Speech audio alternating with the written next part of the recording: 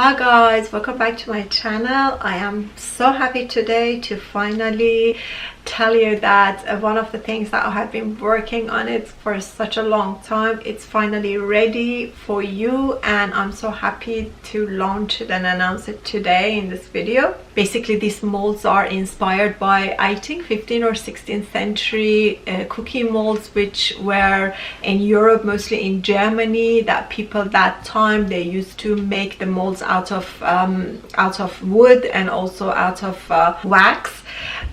But I worked on it, and finally I tried to take the same thing and make the design in a much different material, which work with it is much easier and it's much lighter than the wooden version. So finally it's ready. The first design is ready, and I'm so happy that this design is ready by the holiday season, because we know that the holiday season, Christmas, New Year is coming, and you can have beautiful cookies for the holiday season.